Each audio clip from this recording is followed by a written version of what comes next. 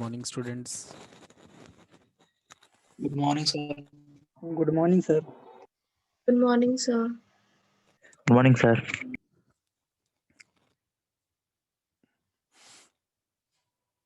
Good morning, sir.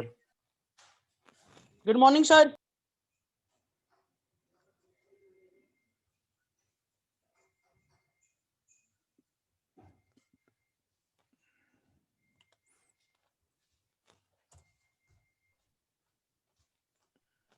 Start करते हैं students. हम लोगों ने लास्ट लेक्चर में ओपैम्प के कुछ ऑपरेशंस हैं वो स्टडी किए थे, जिनमें से हमने आपको इंटीग्रेटर एंड डिफरेंशिएटर भी बताया था, और समिंग, इन्वर्टिंग, नॉन इन्वर्टिंग, ये सब हम लोग स्टडी कर चुके हैं।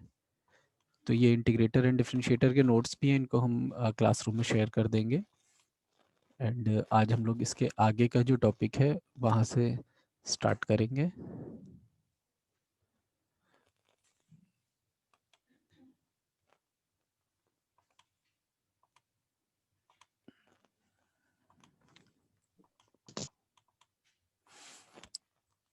Differential and common mode operation, ये नेक्स्ट टॉपिक है ओपैम्प में।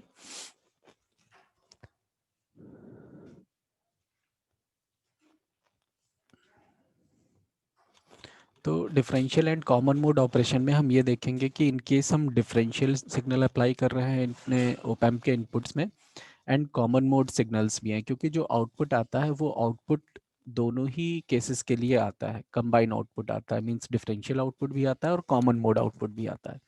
कैसे? जैसे कि अगर हम पहले तो हम ये समझ लेते हैं ये ऑपरेशंस क्या है। डिफरेंशियल तो हमें पता ही है कि जब हम दोनों इनपुट्स पे जो भी इनपुट अप्लाई करते हैं उनका डिफरेंस लेकर के एम्पलीफिकेशन करते हैं, तो वो हमारा डिफरेंशियल इनपुट हो गया कि हमने V1 V2 दो इनपुट्स अप्लाई कर रखे हैं। बट जब हम कॉमन मोड सिग्नल की बात करते हैं तो इट मीन्स कि हमने दोनों ही नोड्स पे, दोनों ही इनपुट्स पे कॉमन सिग्नल अप्लाई कर रखा है। तो इन दैट केस क्या होगा कि यहाँ पर ये जो दो पैराग्राफ लिखे हुए हैं इनको आप लोग स्टडी करेंगे तो आपको पता चलेगा कि एक्चुअली कॉमन मोड ऑपरेशन होता क्या है। तो जैसा कि अभी तक बताया है कि if same voltage is applied to the both inputs, ठीक है, तो हमारा ये जो डिफरेंशियल एम्पलीफायर है इसे हम सेट कहते हैं कि it is operating in common mode configuration when same input is applied. अब ये सेम इनपुट कैसे अप्लाई होता है?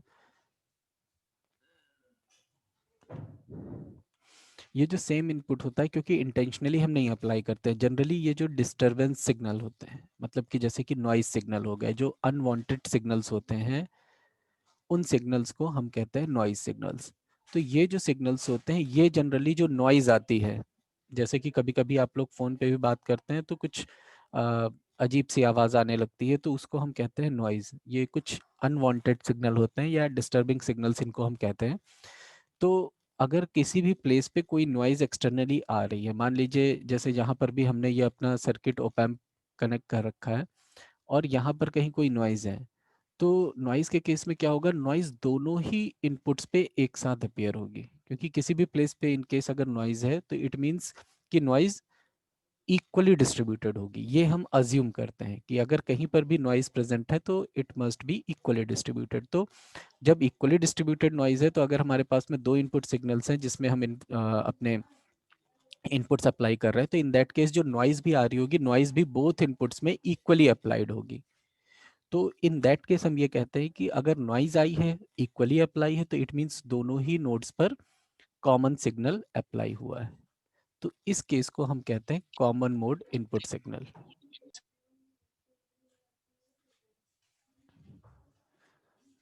तो इन दिस केस इस नॉइज की वजह से भी कुछ ना कुछ गेन क्रिएट होगा, तो इस गेन को हम लोग क्या कहते हैं?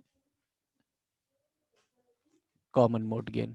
और होना क्या चाहिए कि अगर इन केस इस तरह की कोई नॉइज आती जो कि इक्वली बोथ इनपुट्स पर अप्लाई हो रही है, तो इन दैट केस ये सिग्नल क्या होना चाहिए? This such a common signal should be rejected by the differential amplifier. तो इस तरह का जो भी सिग्नल होगा वो सिग्नल ओपैम्प को रिजेक्ट करना चाहिए। यही CMRR होता है जो हम लोग स्टडी करते हैं, कॉमन मोड रिजेक्शन रेशियो। ठीक, the ability of a differential amplifier to reject a common mode signal is expressed by the ratio called CMRR। अब CMRR का जो फॉर्मूला है हम लोगों ने इनिशियली डिस्कस किया था, differential gain upon common mode gain. तो ये आपका CMRR हो गया। इसी को अगर हम डीबी में कैलकुलेट करते हैं तो लाइक हम लोगों ने एक न्यूमेरिकल भी आई थिंक किया था क्लास में, तो डीबी में कैलकुलेट करने के लिए हम 20 लॉग ले लेते हैं एंड जो वैल्यू हमारी नॉर्मल आ रही थी ये वैल्यू हमारी डीबी में आ जाएगी।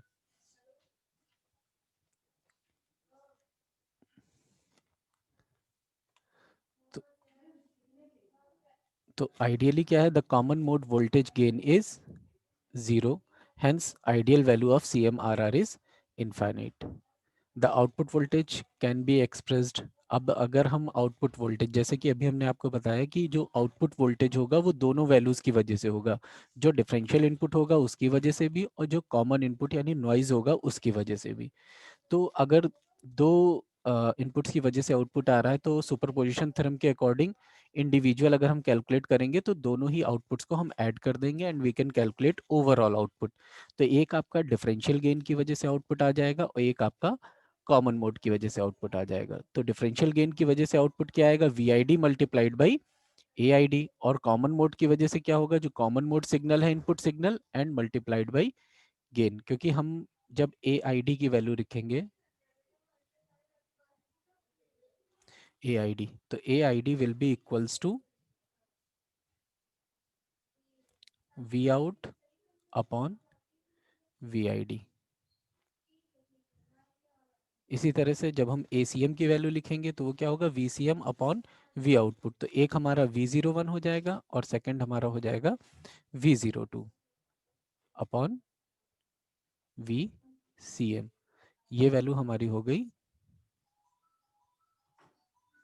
ACM की। तो इंडिविजुअली हम आउटपुट्स कैलकुलेट करेंगे इसी तरह से फॉर डिफरेंट इनपुट्स, एंड जब हम उनको ऐड कर देंगे देन हम लोगों को ओवरऑल आउटपुट मिल जाएगा। तो V01 यहाँ से कैलकुलेट करेंगे, V02 यहाँ से कैलकुलेट करेंगे और दोनों को ऐड कर देंगे तो we will get the overall output depending upon the differential input and common mode input. तो इस तरह से ओवरऑल मिल जाएगा। तो ओवरऑल एक्सप्रेशन जो है वो हमारा इस इक्वेशन से एक्सप्रेस किया जाएगा।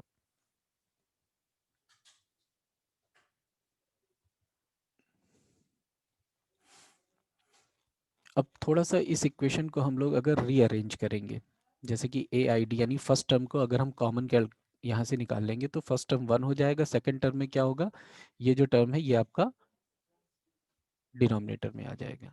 इसके बाद में हम ACM और AID को एक साथ लिख लेते हैं इस फॉर्म में, सो दैट कि हम इसे CMRR से रिप्लेस कर सके। तो हम इस तरह से इसको, इस एक्सप्रेशन को लिख सकते हैं CMRR के फॉर्म में। तो आउटपुट वोल्टेज को हम CMRR के फॉर्म में भी इस तरह से लिख सकते हैं। इनकेस ये आपसे पूछा जाए एग्जाम में कि अगर हम CMRR के टर्म्स में लिखना चाहें तो हम इस तरह से इसको इजिली कन्वर्ट कर सकते हैं।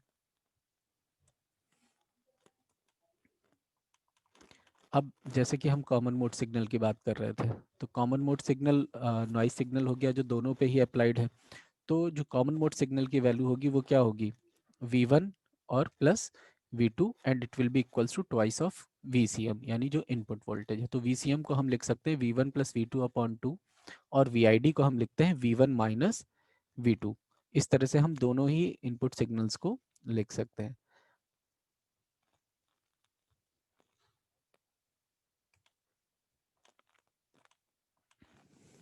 अब देखिए हमारे पास में जो ओपैम्प का सर्किट है वो इस तरह का होता है और हम सुपरपोजिशन थ्योरम से कैलकुलेशन करते हैं V आउटपुट की। तो पहले हम V2 को ग्राउंड करते हैं और V1 की वजह से आउटपुट निकाल लेते हैं, तो हमारा ये आउटपुट आ जाएगा। मान लेते हैं गेन की वैल्यू हम A1 A2 दोनों ही केसेस में, just for assumption. Second case में हम क्या करेंगे, V1 को ग्राउंड करेंगे, V2 की वजह से वैल्यू निकालेंगे तो V02 कैलकुलेट हो जाएगा A2 V2। एंड अब इन दोनों केसेस में जब हम वैल्यूज निकाल लेंगे तो ओवरऑल आउटपुट क्या होगा, V01 प्लस V02 और ये क्या आ जाएगा V0 equals to A1 V1 plus A2 V2। तो हम जनरल गेन के एक्सप्रेशन में इस तरह से एक्सप्रेशन कैलकुलेट कर लेंगे। अब हमारे पास में जो इक्वेशन नंबर 1 थी, मतलब ये जो हम VCM equals to V1 plus V2 upon 2 लिख रहे थे और VID equals to V1 minus V2 लिख रहे थे, तो दोनों इक्वेशन को हम इस तरह से लिख सकते हैं। अब यहाँ पर हम क्या करेंगे कि इन इक्वेशंस में एक बार इन दोनों इक्वेशंस को 3 एंड 4 को हम ऐड करेंगे और एक बार दोनों इक्वेशंस को सब्ट्रैक्ट कर देंगे। जब हम ऐड करेंगे तो ये V1 V2 कैंसिल हो जाएगा और यहाँ पर 2v1 इक्वल्स टू आ जाएगा 2vcm प्लस vid। तो इस तरह से हमें v1 की वैल्यू मिल जाएगी। तो सबसे पहला काम तो हम यही करते हैं कि दोनों इक्वेशंस को ऐड करते हैं और v1 की वैल्यू निकाल लेते हैं। तो v1 की वैल्यू हमारे पास में क्या आ जाएगी, 2vcm प्लस vid अपॉन 2। ये v1 की वैल्यू आ गई हमारे पास में, या इसको हम इस तरह से भी लिख सकते हैं। इसी तरह से जब सब्ट्रैक्ट करेंगे तो ये दोनों वैल्यूज कैंसिल हो जाएंगी v1 की, and we can calculate v2। तो v2 की वैल्यू कैलकुलेट हो जाएगी। ये दोनों वैल्यूज हम क्यों कैलकुलेट कर रहे हैं, क्योंकि हम v0 में जो आउटपुट वोल्टेज है उसको इनके टर्म्स में कैलकुलेट करेंगे, VCM और VID के टर्म्स में। तो अब जब V1 एंड V2 की वैल्यूज हमारे पास कैलकुलेट हो जाएंगी तो हम उसको इस V आउटपुट वाले एक्सप्रेशन में पुट कर देंगे। तो V1 V2 की वैल्यूज आ गई हमारे पास में।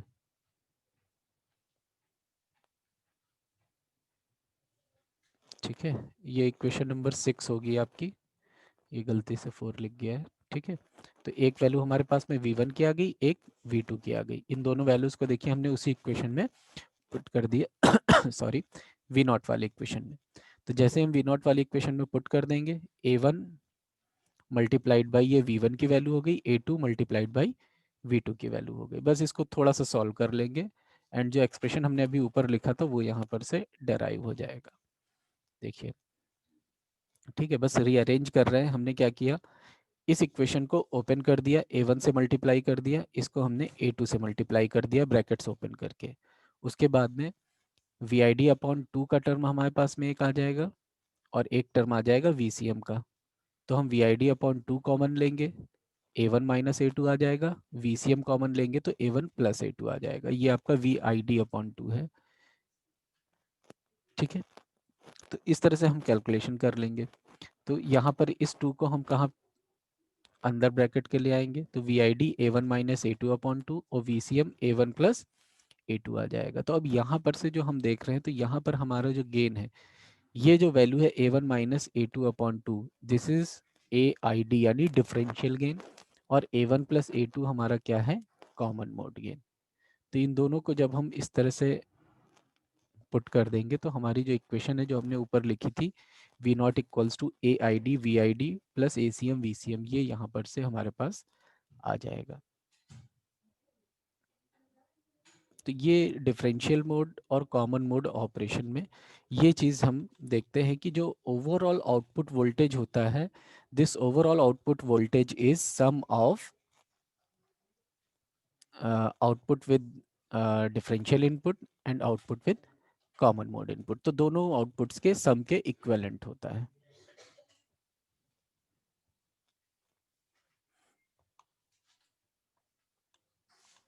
क्लियर? अब नेक्स्ट जो टॉपिक है that is op amp as comparator.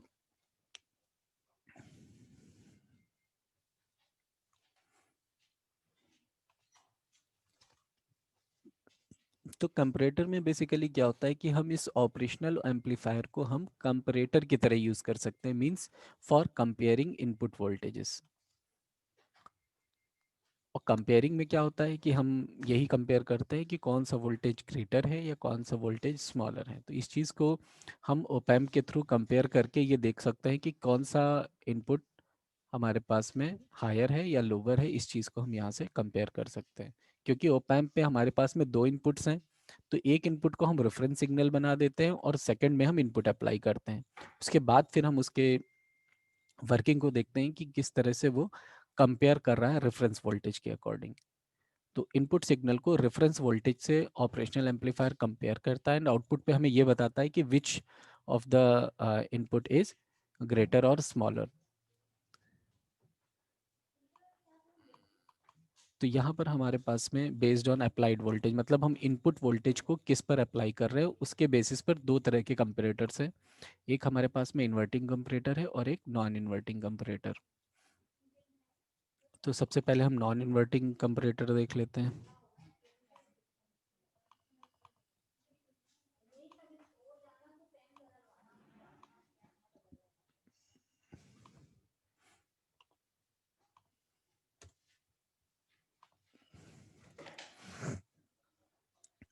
अब नॉन इन्वर्टिंग कंपैरेटर के केस में देखिए ये हमारे पास में सर्किट बना हुआ है एंड इस सर्किट में हमने नॉन इन्वर्टिंग यानी प्लस वाला जो टर्मिनल है इस पे हम इनपुट अप्लाई करते हैं जिसे हमें कंपेयर करना है और जिस वोल्टेज से कंपेयर करना है उसे हम माइनस वाले यानी इन्वर्टिंग टर्मिनल पे अप्लाई करते हैं। तो इसे हम रेफरेंस वोल्टेज देते हैं जिससे हमें कंपैरिजन करना है। तो ये हमारा नोन वोल्टेज होता है रेफरेंस वोल्टेज एंड ये हमारा इनपुट वोल्टेज है जिसको कि हमें कंपेयर करना है।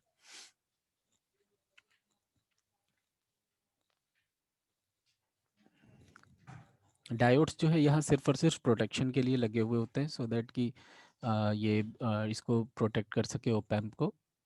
बाकी एज सच कोई उसका वर्किंग उसमें जो है बहुत ज़्यादा यूज़ नहीं है।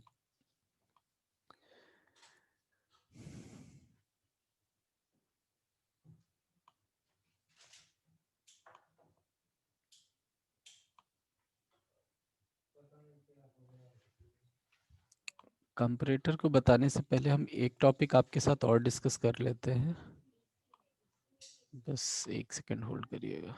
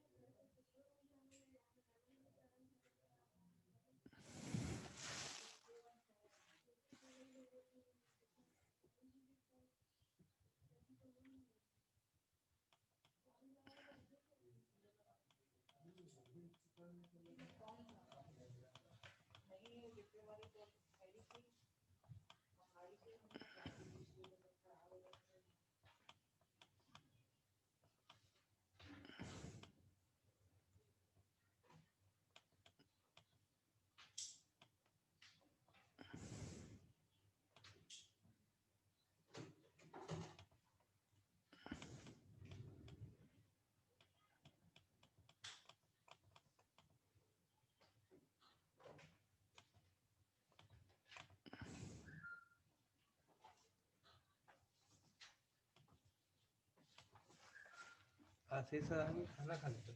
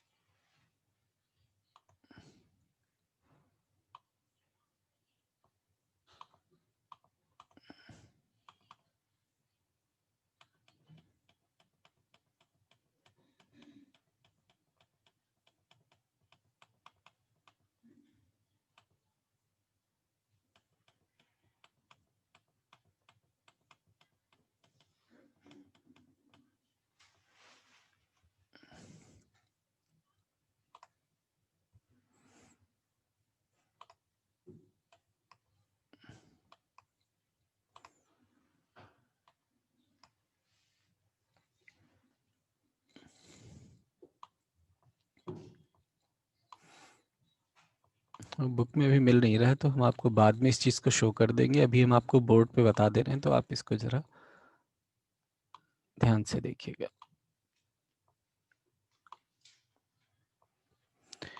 हमारे पास में आउटपुट वोल्टेज हो गया एंड हम इनपुट वोल्टेज अप्लाई करते हैं। मान लीजिए V1 V2 इस तरह से हमारे पास में इनपुट वोल्टेज है, एक माइनस टर्मिनल एक प्लस टर्मिनल। एक हमारे पास में प्लस VCC हो गया और एक हो गया माइनस VCC। तो यहाँ पर हमारे पास में एक वोल्टेज का ट्रांसफर कर्व होता है। ट्रांसफर कर्व मतलब कि हम अगर इनपुट अप्लाई कर रहे हैं तो इनपुट के अकॉर्डिंग आउटपुट की क्या वैल्यू होगी। तो अगर हम V इनपुट को इस तरफ ले लें और V आउटपुट को इस तरफ ले लें, तो as we increase input voltage तो क्या होगा, आउटपुट वोल्टेज भी इंक्रीज होगा। इसमें तो किसी को डाउट नहीं है, क्योंकि हम यहाँ पर एम्पलीफायर स्टडी कर रहे हैं, तो आउटपुट ऑलवेज V इनपुट से थोड़ा सा ज़्यादा होगा। एंड जैसे जैसे हम इनपुट को इंक्रीज करेंगे वैसे वैसे आउटपुट इंक्रीज होगा लीनियरली, क्योंकि V output is equals to होता है हमारा क्या, gain A multiplied by V input. तो ये हमारी एक लीनियर इक्वेशन है y इक्वल्स टू mx के फॉर्म में। ठीक है, आप लोगों ने ये पढ़ा होगा y equals to mx plus c. तो mx प्लस सी के केस में क्या होता है कि m जो होता है वो हमारा क्या होता है, tan थीटा यानी कि स्लोप, और c होता है x एक्सिस पे कट। तो अगर ये 0 से पास हो रही है तो c की वैल्यू हमारी हो जाती है 0। तो यहाँ पर हमारे पास में क्या हो गया, a जो है वो स्लोप है एंड vi हमारा इनपुट है यानी ये एक्सिस। तो हमारे पास में जैसे जैसे हम इनपुट वोल्टेज को इंक्रीज करेंगे वैसे वैसे आउटपुट वोल्टेज इंक्रीज होगा। सिमिलरली अगर हम नेगेटिव साइड में इनपुट वोल्टेज को इंक्रीज कर रहे हैं तो आउटपुट भी इस तरह से इंक्रीज होगा। ठीक है, ये स्ट्रेट लाइन पूरी बनेगी, आउटपुट इंक्रीज होगा। बट ये इंक्रीमेंट कहाँ तक होता है, एक इसका सैचुरेशन लेवल होता है जो मैक्सिमम आउटपुट ओप एम्प दे सकता है।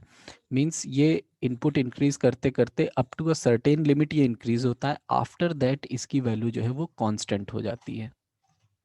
आप इनपुट वोल्टेज इंक्रीज भी करेंगे तो वो आउटपुट इंक्रीज नहीं होगा। तो ये जो मैक्सिमम लेवल है जिसे कि हम सैचुरेशन लेवल कहते हैं, ये वोल्टेज हमारा होता है V सैट, इसको बोलते हैं। Sat means saturation. तो जो पॉजिटिव साइड में मैक्सिमम वोल्टेज ये दे सकता है वो प्लस V सैट होता है। सिमिलरली जो नेगेटिव साइड में वोल्टेज ये देगा उसे हम माइनस V सैट कहते हैं। तो इस तरह से ओप एम्प का जो maximum and minimum voltage level है, आउटपुट वोल्टेज, वो प्लस V सैट से माइनस V सैट के बीच में होता है। बिटवीन दीज टू पॉइंट्स ये बिल्कुल लीनियरली आउटपुट इंक्रीज होता है, बट जैसे ही ये सैचुरेशन लेवल पर पहुंच जाता है वैसे ही ये वोल्टेज कांस्टेंट हो जाता है। इसके बाद फिर वोल्टेज इंक्रीज नहीं करता है। इसको कहते हैं transfer curve of op amp. ठीक है, इसी कॉन्सेप्ट को हम यूज करेंगे कंपैरेटर में, इसीलिए हम इसको पहले डिस्कस करना चाह रहे थे। ये कॉन्सेप्ट क्लियर है? तो हम आगे बढ़ें। Yes, sir. Okay, Yes, sir. Very good. अब हम ओप एम्प एज कंपैरेटर की बात करते हैं।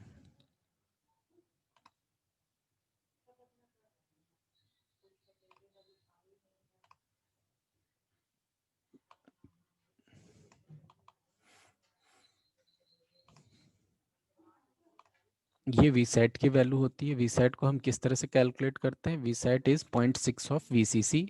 अगर VCC की वैल्यू +15 है तो उस केस में वी सेट 9 वोल्ट्स होगा। ठीक है, सर्किट आपने देख लिया किस तरह का है। अब हम इसके वर्किंग पर जाते हैं।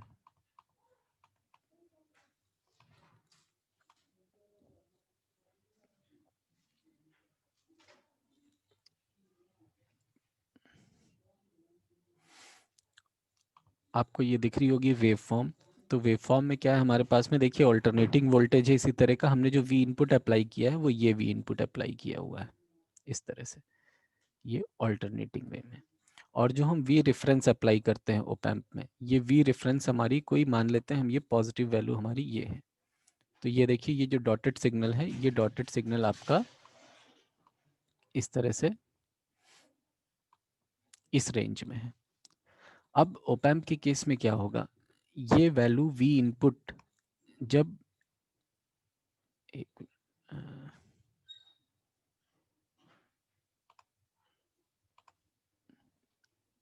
इस पॉइंट से बिलो है, वी इनपुट की वैल्यू, क्योंकि वी इनपुट की वैल्यू धीरे धीरे इंक्रीज होगी, तो जब इस पॉइंट से बिलो है वैल्यू, तो उस केस में वी रेफरेंस की वैल्यू ज़्यादा है, यानी वी रेफरेंस हाई है।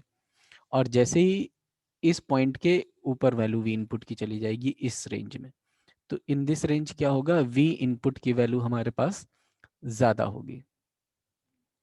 ठीक है, ये बिल्कुल जैसे हम लोग क्लिपर क्लैम्पर में पढ़ रहे थे कि कब वैल्यू नेगेटिव हो रही है, कब वैल्यू पॉजिटिव हो रही है, सेम उसी मैनर में है।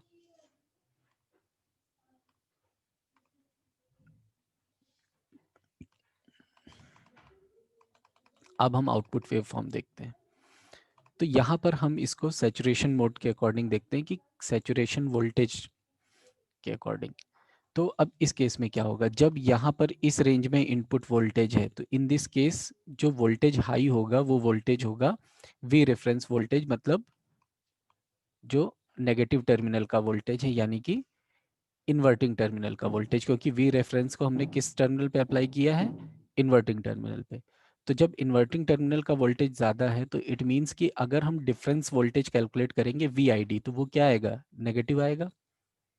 हम जैसे V2 माइनस वी या V1 माइनस वी कुछ भी करेंगे, तो उस केस में हमारे पास में क्या होगा, जो ये वैल्यू है वी रेफरेंस की, तो वी रेफरेंस की वैल्यू हमारे पास में ज़्यादा है, यानी नेगेटिव वाली वैल्यू हायर है, तो हमारा जो सिग्नल आएगा वो नेगेटिव साइड वाला हाई आएगा। तो इट मीन्स कि जो आउटपुट आएगा that output will be negative minus V sat. इसके बाद में हमारे पास में जो वोल्टेज है इस रेंज में जो वोल्टेज हाई होगा वो कौन सा होगा, पॉजिटिव वाला हाई होगा। तो it means V I D will be positive and V reference कितना आएगा, सॉरी आउटपुट जो आएगा वो कितना आएगा, प्लस वी सेट। ऐसे ही फिर से अगेन जब हम इस रेंज में आएंगे, इस पूरे रेंज में, तो इस पूरे रेंज में क्या है, अब हमारे पास में वी रेफरेंस की वैल्यू ज़्यादा है, तो output will be minus V sat. Again फिर ये आएगा और प्लस वी सेट आउटपुट होगा, कांस्टेंट आउटपुट आ रहा होगा। तो हम इस तरह से कंपरेटर की तरह इसको वर्क करा सकते हैं, एंड हमें ये पता चल जाएगा कि जैसे कि हमने इसको नेगेटिव में अप्लाई कर रखा है वी रेफरेंस को, तो जब आउटपुट नेगेटिव आ रहा है इट मीन्स कि input value is smaller than reference voltage, और जब हमारा आउटपुट प्लस वी सेट है तो in this case input value is higher than applied reference voltage. ठीक है, ऐसे ही ये तो हमने पॉजिटिव वैल्यू अप्लाई कर दी है, जब हम वी रेफरेंस की नेगेटिव वैल्यू अप्लाई कर देंगे, मतलब कि ये वैल्यू इस तरह से हो जाएगी।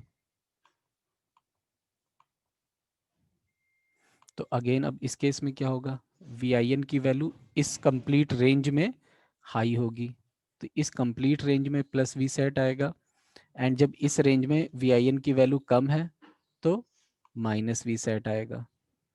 अगेन पॉजिटिव साइकिल, इस रेंज में हमारे पास में ये प्लस वी सेट आएगा। तो जब हम इसको ज्वाइन कर देंगे तो हमारे पास में जो आउटपुट होगा वो इस तरह से एक स्क्वायर वेव के फॉर्म में आ जाएगा। तो जब आउटपुट नेगेटिव आ रहा है इट मीन्स यहाँ पर क्या है, हमारे पास में दो ही आउटपुट्स आ रहे हैं, एक बार पॉजिटिव आउटपुट आ रहा है, एक बार नेगेटिव आ रहा है। तो हम इजिली आइडेंटिफाई कर सकते हैं पॉजिटिव और नेगेटिव के केस में कि हमारा जो कंपरेटर है वो किस तरह से कंपेरिजन कर रहा है, इनपुट वोल्टेज कब ज़्यादा है, कब रेफरेंस वोल्टेज ज़्यादा है।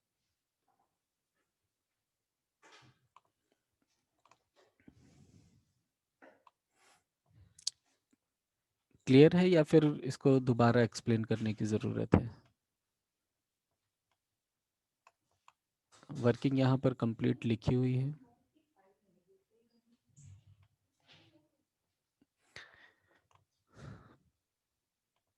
सिमिलर चीज़ यहाँ पर भी है, अगर हम इन्वर्टिंग, तो बस ये क्या है कि टर्मिनल्स आपके चेंज हो जाएंगे, इनपुट को हम इन्वर्टिंग पे अप्लाई कर देंगे, रेफरेंस वोल्टेज को हम नॉन इन्वर्टिंग पे अप्लाई कर देंगे, तो जो आउटपुट होगा यहाँ पर जस्ट उसका अपोजिट आ जाएगा, कोई चेंजेस नहीं होंगे, बिल्कुल सिमिलर वर्किंग है, एंड जो आउटपुट वेव फॉर्म्स होंगी वो रिवर्स हो जाएंगी आपकी। ये देखिए, जब वी रेफरेंस ज़्यादा है तो आउटपुट पॉजिटिव आ रहा है, जब वी रेफरेंस कम है उस केस में आउटपुट नेगेटिव आ रहा है। सिंपल, बिल्कुल उसका अपोजिट।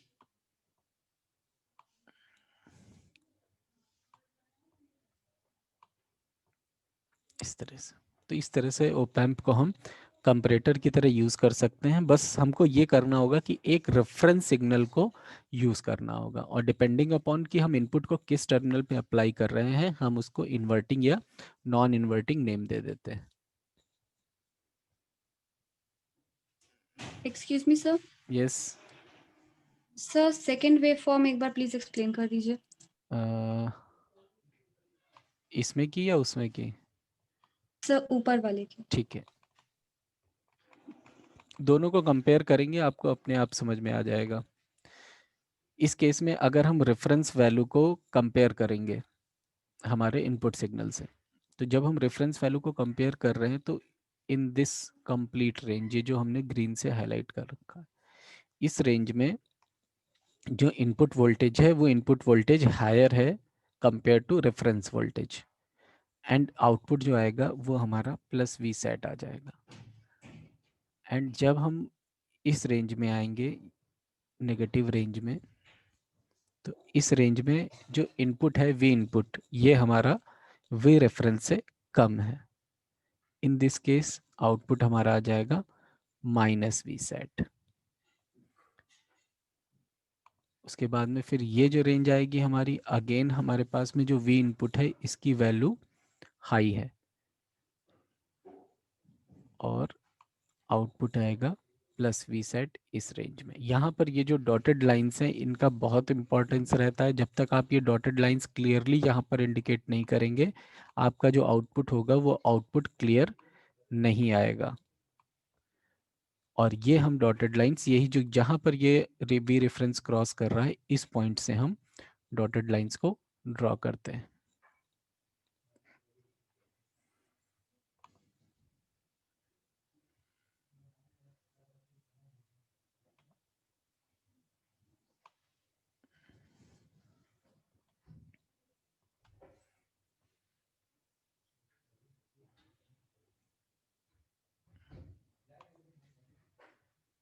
इसके जो एप्लीकेशंस हैं, आपका ज़ीरो क्रॉसिंग डिटेक्टर के लिए यूज़ होता है और फेज डिटेक्टर के लिए यूज़ होता है। फेज डिटेक्टर का मतलब हो गया कि कहाँ पर पॉजिटिव या नेगेटिव में इनपुट वोल्टेज चेंज हो रहा है, और ज़ीरो क्रॉसिंग डिटेक्टर का मतलब हो गया कि हम ये डिटेक्ट कर सकते हैं कि कब इनपुट वोल्टेज ज़ीरो को क्रॉस कर रहा है। तो ज़ीरो क्रॉस डिटेक्ट करने के लिए हमें रेफरेंस वोल्टेज को ज़ीरो अप्लाई करना होगा, और हम उसको ज़ीरो क्रॉसिंग डिटेक्टर की तरह भी यूज़ कर सकते हैं। ये ओपैम्प के एडवांस एप्लीकेशंस हैं।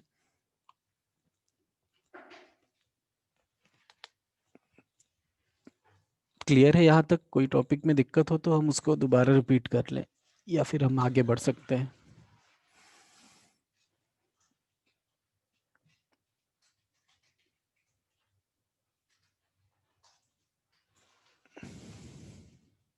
अटेंडेंस आप लोग मार्क कर दीजिएगा। Excuse me sir. हाँ, good morning sir. Sir actually Google classroom पर जो सर यूनिट 3 के नोट्स दिखा रहा है सर, ये वाले सर वो एक्चुअली आईओटी के दिखा रहा है। अच्छा ठीक है, हम नोट्स शेयर कर सर देंगे। ये वाले नोट्स। हाँ हाँ, नोट्स हम जी शेयर सर, कर थैंक यू। देंगे। अगर आज टाइम मिल जाएगा तो आज ही कर देंगे, अदरवाइज फिर हम कल तक कर देंगे नोट्स शेयर।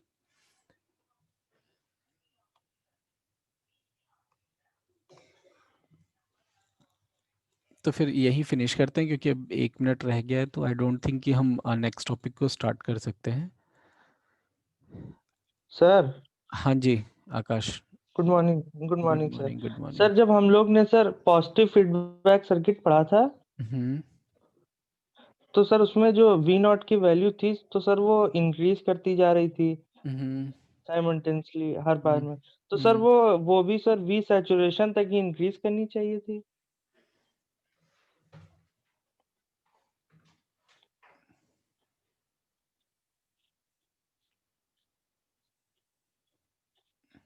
एक मिनट। ठीक, हम लोग जो फीडबैक सर्किट पढ़ रहे हैं, फीडबैक सर्किट हम लोग इसीलिए पढ़ते हैं कि हम आउटपुट को कंट्रोल कर सकें। ठीक है, फीडबैक जो सर्किट्स हैं, ओके वो सर्किट और इन सर्किट्स में आपको डिफरेंस दिख रहा होगा कि इन सर्किट्स में हमारे पास में फीडबैक नहीं अप्लाइड है। ठीक है आकाश? Okay sir. जब हम फीडबैक अप्लाई करते हैं उस केस में हम